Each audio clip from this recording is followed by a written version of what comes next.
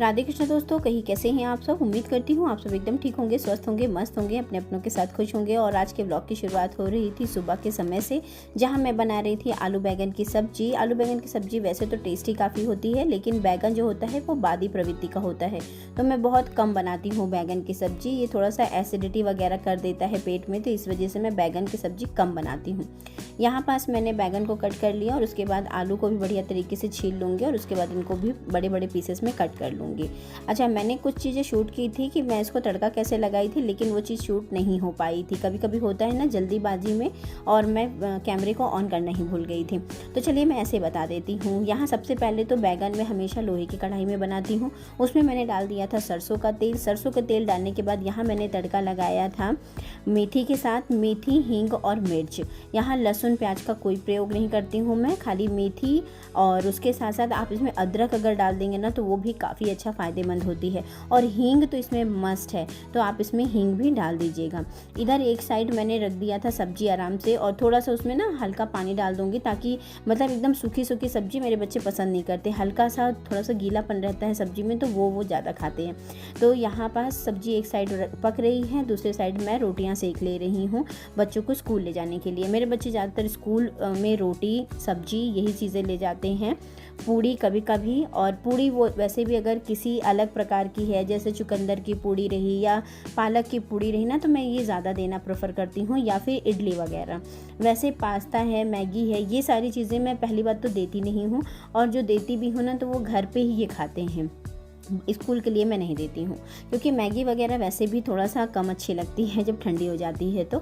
और पास्ता वगैरह मैं स्कूल के लिए देती नहीं हूँ। तो यहाँ पास ना रोटियाँ भी सिक गई हैं। अब चलिए देखते हैं, सब्जी भी पक गई है लगभग। अब इसमें हम डाल देते हैं मसाले। मसालों में मैं ज़्यादा प्रयोग करती हूँ हल्दी का, गरम मसाला, और उसके साथ साथ धनिया पाउडर का। इसके अलावा और किसी भी प्रकार के मसाले की बैगन की सब्जी में ज़रूरत नहीं होती है। और इसमें हम थोड़ा सा कट करके डाल देंगे टमाटर। वैसे टमाटर आप थोड़ा जल्दी डाल दीजिएगा, मुझे डालने में थोड़ा सा लेट हो गया था, तो उसको गलने में थोड़ा सा प्रॉब्लम हो जाती है। अगर आप पहले डाल दोगे ना तो ये अच्छे तरीके से गल जाएगा। और साथ ही साथ मैं यहाँ डाल दूँगी नमक। जब टमाटर डालेंगे तभी हम नमक डाल देंगे। तो इनको बढ़िया तरीके से चलाते रहना है। और यहाँ पर देखिए, मैं टमाटर थोड़ा देर में डाली थी। आप अगर बना रहे हैं तो आप थोड़ा जल्दी डालिएगा, ताकि टमाटर अच्छी तरीके से गल जाएं। उसके बाद हम इसमें डाल देंगे जो इसका मेन इंग्रेडिएंट रहता है, वो रहता है सोया। सोया बहुत लोगों को अगर मालूम होगा तो ये धनिया के साथ ही मिलता है, और ये बैगन की सब्ज़ी में ही बड़ा टेस्टी लगता है। सोया पालक की सब्ज़ी भी काफ़ी अच्छी बनती है। अब इसको मैं चले पैक कर देती हूँ लंच। तो बच्चों को थोड़ा गर्मा गर्म पैक कर दूँ, और टिफ़िन में थोड़ा देर के लिए ऐसे ही रख दूँगी नॉर्मल डाइनिंग टेबल पे, ताकि लंच मतलब ठंडा हो जाए। यहाँ पास सब्जी भी बन गई है। अच्छा, लोहे की कढ़ाई में अगर हमने सब्जी बनाई है ना तो उसको फटाक से हमें खाली कर लेना चाहिए, वरना सब्जी का कलर है ना वो बहुत जल्दी ब्लैक पड़ जाएगा। इसीलिए कभी भी लोहे की किसी भी चीज़ की सब्जी अगर आप बना रहे हैं तो जैसे ही वो बन जाए सब्जी, वैसे ही उसको आपको दूसरे बर्तन में डाल लेना है। अब यहाँ पास बच्चे स्कूल चले गए थे। अब मैं लग गई थी अपनी पूजा पाठ में। पूजा पाठ मेरी थोड़ा सा लंबी चलती है, मतलब मैं थोड़ा एक घंटे तक मुझे लग जाते हैं पूजा करने में। इसीलिए मैं एकदम इत्मीनान से पूजा करती हूँ जब बच्चे चले जाते हैं तब। सबसे पहले तो यहाँ मैंने अपने ठाकुर जी और लाडली जी का श्रृंगार किया, और आज था दिन शुक्रवार का, तो आज मैंने लक्ष्मी जी का स्नान करवाया। मैं रेगुलर सारे भगवान जी का स्नान नहीं करवाती हूँ, रेगुलर मैं खाली ठाकुर जी का और राधा रानी का स्नान कराती हूँ। और जिस दिन जिस भगवान जी का दिन पड़ता है, जैसे मंगलवार को हनुमान जी का हुआ, सोमवार को शिव जी का हुआ, तो इस तरीके से मैं इस तरह स्नान कराती हूँ। डेली नहीं करवा पाती हूँ। और संडे के दिन माता रानी का। यहाँ रामायण का पाठ करती हूँ, जो कि ज़रूरी रहता है। तो अगर आप भी रामायण है, गीता है, इस तरह की जो चीज़ें रहती हैं, हमारे ग्रंथ हैं, इनको ज़रूर पढ़िए। तो रामायण के 1 से 2 पेजेस में हमेशा डेली ही पढ़ती हूँ। तो हमेशा रामायण का जो हमारा दाहिना हाथ होता है ना, वहीं से रामायण की स्टार्टिंग करनी चाहिए। तो इसीलिए मैं जब मतलब बाएं पेज तक पढ़ती हूँ और दाहिना पेज हमेशा छोड़ देती हूँ, ताकि जब मैं कल स्टार्टिंग करूँ तो वो दाहिने पेज से रहे। मंदिर में पूजा करने के बाद अब बारी आ जाती है अपने चौखट की पूजा करने की। तो चौखट में मैं इस तरह से आटे से, और ये चंदन है रेड कलर का चंदन, तो ये डेली तो मैं बनाती हूँ यहाँ स्वास्तिक। हल्दी से पहले सबसे पहले चौखट की लिपाई करती हूँ। उसके बाद यहाँ मैं लाल चंदन से स्वास्तिक और माता लक्ष्मी के पैर बनाती हूँ, और उसके बाद आटे से थोड़ा सा इस तरह से बना के और अपने चौखट की पूजा करती हूँ। तो अगर आप भी चौखट की पूजा नहीं करते हैं तो अपने चौखट की पूजा करना शुरू कर दीजिए।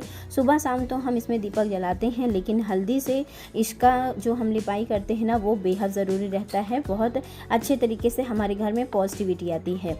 तो अब इसके बाद दोस्तों देखो, सारी चीज़ें हो गई थी, बच्चे स्कूल वगैरह भी चले गए थे और हस्बैंड भी मेरे अपना ब्रेकफास्ट वगैरह करके वो भी चले गए थे नीचे। तो यहाँ पर सबसे पहले तो मैंने आज बेडशीट चेंज की, और बेडशीट चेंज करने के साथ ही साथ जो कल मैं सामान लाई थी शाम के समय ना, तो वो कल मैं थोड़ा देर से आई थी और फिर आते ही डिनर वगैरह बनाना था, तो फिर मैंने उस सामान को मतलब रखी नहीं, सीधा वो डाइनिंग टेबल पे ही रखा रह गया था। तो अभी वो सारे सामान समेटूंगी और उसके बाद जितनी भी चीज़ें फैली हैं फिर उसको सही करके और एक बार फिर से झाड़ू वगैरह लगा दूंगी। वैसे तो सुबह एक बार झाड़ू और पोछा लग गया है, लेकिन ये सारी चीज़ें जब करूँगी ना तो फिर से थोड़ा बहुत फैल जाएगा। और आज मैंने थोड़ा सा पेंट्री वगैरह की सारी चीज़ें जब सेट करी थी तो फिर से थोड़ा बहुत कचरा निकला, तो फिर उसको भी मैं अपना सेट करी हूँ, तो इसीलिए थोड़ा बहुत कूड़ा भी हो गया था। अब यहाँ पार्सल भी आ गए थे, 2-3 इकट्ठे आ गए थे, तो अभी मैं सोच रही हूँ ना 1-2 और पार्सल जो आने हैं आ जाए, उसके बाद मैं सारी चीज़ें आपसे शेयर करती हूँ कि ऐसा क्या क्या है जो दिवाली पर्पज़ से और नवरात्रि पर्पज़ के लिए मैं मंगा रही हूँ, जो कि काफ़ी ज़्यादा अच्छा है। तो आप भी इसको मंगा सकते हैं। बहुत ही कम बजट वाली चीज़ें मैं मंगाती हूँ, बहुत ज़्यादा कॉस्टली चीज़ें मैं नहीं मंगाती हूँ। जो मेरे बजट में रहती हैं वही चीज़ें मंगाती हूँ और जो दिखने में भी काफ़ी अच्छी रहती हैं। तो यहाँ पे सबसे पहले तो मैं सब्जियों को ट्रांसफ़र कर लूँगी, सारी जितनी भी बास्केट हैं जिसमें जो सब्ज़ी रखती हूँ, और ये सारी फ्रिज की बास्केट हैं, तो इसको मैं सारी चीज़ें फिल करके और इसको मैं फ्रिज में लगा दूँगी। और मिर्च के लिए छोटी सी टोकरी है, अभी मिर्च की डंठल निकाल के तब इसको एक डब्बे में फिल कर दूँगी, ताकि मिर्च थोड़े दिन तक फिर हरी हरी रहती है। अब इसके बाद बारी आती है जो ग्रॉसरी के छोटे छोटे सामान आया था। अच्छा, ग्रॉसरी में ज़्यादातर आए थे ड्राई फ्रूट्स, भगवान जी के भी ड्राई फ्रूट्स वगैरह जो मैं मतलब प्रसाद के लिए निकालती हूँ ना, तो वो भी खत्म हो गए थे, तो सारे ड्राई फ्रूट्स वगैरह मैंने फिल किए। ये है अखरोट, और उसके बाद मैं लाई थी बादाम, उसके बाद काजू, मतलब ये सारी चीज़ें थी। तो अब इसको ना अच्छे तरीके से डब्बों में फिल कर दिया है मैंने, और उसके बाद पहले भगवान जी के लिए मैं निकाल दूंगी, वरना फिर क्या करते, बच्चों को काजू वगैरह पसंद रहते तो वो निकाल के खा लेते, तो इसीलिए मैं ये अलग सा डिब्बा है मेरे पास, उसी में फिल कर देती हूँ। और इसी तरीका का एक और डिब्बा, मतलब ये 2 कंटेनर आए थे, एक में और भगवान जी के भोग का ही सामान रखती हूँ। तो ये सारी चीज़ें भगवान जी के लिए अलग से रहती हैं, मतलब प्रसाद चढ़ाने के लिए अलग से रहती हैं। तो यहाँ पास ये काम भी कंप्लीट होने को आ गया था, और लगभग अभी समय हो रहा था 12:30 बजे का, और बच्चों के आने का समय भी हो रहा था।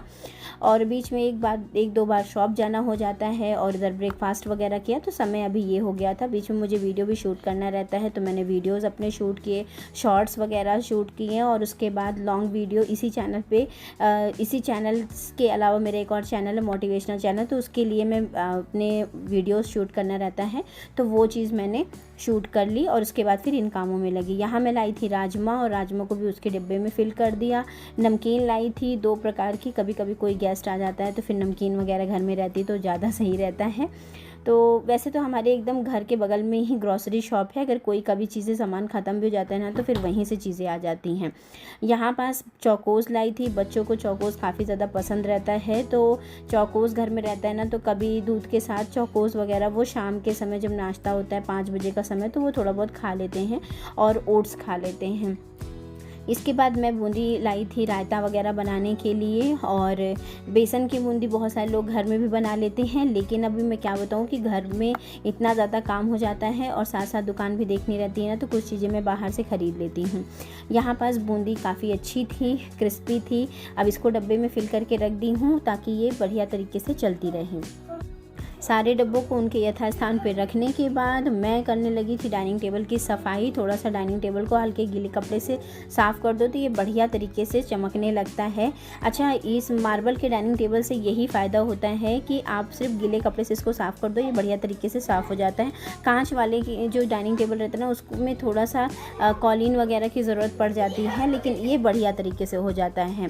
अब उसके बाद यहाँ रनर वगैरह मैंने लगा दिए हैं। बहुत ज़्यादा चीज़ें मैं डाइनिंग टेबल पर नहीं रखती हूँ, क्योंकि सच बताऊँ ना तो डाइनिंग टेबल का ज़्यादा यूज़ सामान रखने के काम में आता है, खाने के काम में कम ही आता है। तो इस वजह से इसमें पहले से बहुत ज़्यादा सामान मैं मतलब मैसी करके वैसा मैं नहीं रखती हूँ। बस एक बैम्बू प्लांट रखती हूँ और उसके बाद एक है जो काला नमक और भुने हुए जीरे का कंटेनर वो रख देती हूँ, और साथ में थोड़े से मुखवास वगैरह रहते हैं वो रख देती हूँ। अब इसके बाद आलू वगैरह को मैं अपने उनके यथास्थान पे रख दूँगी। अभी ये आलू वाली टोकरी पूरी साफ़ करनी है, अब इसको भी मैं शाम तक पूरा क्लियर करूँगी। कुछ चीज़ें हैं जो साफ़ सुथरी रखनी रहती है ना, तो कभी कभी क्या होता है कि सामान आता रहता है और वो चीज़ें उसी में रखती रहती हैं। तो लहसुन, प्याज और आलू की टोकरी ये इधर रेड वाली जो आप देख रहे हैं ये है, तो अभी इसको भी साफ़ सुथरे तरीके से रखनी, इसलिए मैंने आलू भी उसमें ऐसे ही रख दिया है। अब इसके बाद लगाऊंगी मैं पूरे घर में झाड़ू, क्योंकि झाड़ू वाला एक मतलब हो गया है, काफ़ी हद तक बहुत सारा कूड़ा निकला, तो पन्नी वगैरह निकली ना, तो अब हो गया है कूड़ा। और थोड़ा बहुत किचन में था वो चीज़ें की, अभी बर्तन वगैरह धुलना है। और अभी लेकिन आज बच्चों का था कि मम्मा आज पास्ता खाना है, लेकिन दोपहर में खाना है जब स्कूल से आ जाएंगे तब, तो मैंने कहा ठीक है पास्ता बना दूँगी। तो यहाँ पास ये सारे काम करने के बाद मुझे पास्ता बनाना है और उसके बाद फिर मैं बर्तन वगैरह इकट्ठे धुल लूँगी। पास्ता में मतलब वाइट सॉस पास्ता बच्चे मेरे नहीं पसंद करते हैं, तो मैं नहीं बनाती हूँ, और सच बताऊँ तो मुझसे बहुत ज़्यादा अच्छा बनता नहीं है, नॉर्मली बनता है।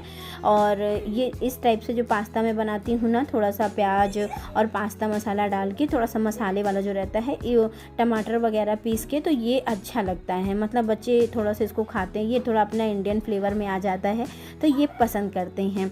तो यहाँ पर सबसे पहले पूरे घर में झाड़ू लगा ली है। अब देखिए घर थोड़ा साफ़ सुथरा दिखने लगा है।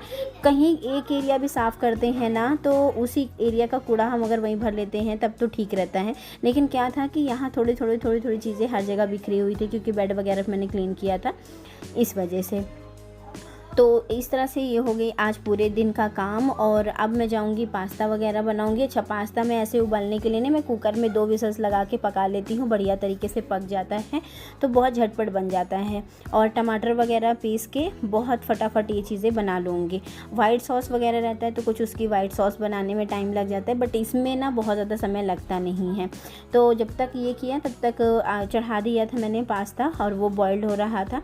अब यहाँ पास्ता भी लगभग बन के तैयार हो गया था। बहुत हड़बड़बाजी में बनाया, तो इस वजह से मैंने कोई शूट वगैरह नहीं किया और बहुत ही नॉर्मल सा बनाया है। कोई मतलब इसमें तीम तड़ाका या कुछ बहुत ज़्यादा इसमें मैंने वो नहीं किया है।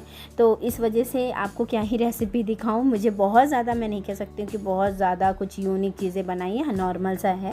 तो इस तरह से ये हो गया आज का दिन। उम्मीद करती हूँ आज का व्लॉग आपको अच्छा लगा होगा। अगर व्लॉग में कुछ भी अच्छा लगा करे ना प्लीज़, तो आप लोग चैनल को ज्वाइन कर लिया करिए और वीडियो को लाइक कर देंगे ना तो बहुत अच्छा लगेगा, मुझे और भी मोटिवेशन मिलता है। अगर आप लोगों का लाइक भी नहीं रहता और व्यू भी नहीं रहता तो मोटिवेशन नहीं मिलता है। तो उम्मीद करती हूँ आज का व्लॉग आपको पसंद आएगा। अगर वीडियो में कुछ भी अच्छा लगे तो वीडियो को लाइक कर दीजिएगा, चैनल को सब्सक्राइब कर दीजिएगा। मिलती हूँ मैं आपसे नेक्स्ट वीडियो में। चलिए अब दे देती हूँ पास्ता, और ये देखिए इसी टाइप से मैं पास्ता बनाती हूँ। थोड़ा सा ये ग्रेवी रहती है इसमें, और इसके साथ साथ ना बहुत सूखा सूखा नहीं बनाते। अब इसमें डाल दूँगी थोड़ी सी हरी धनिया और उसके बाद बच्चों को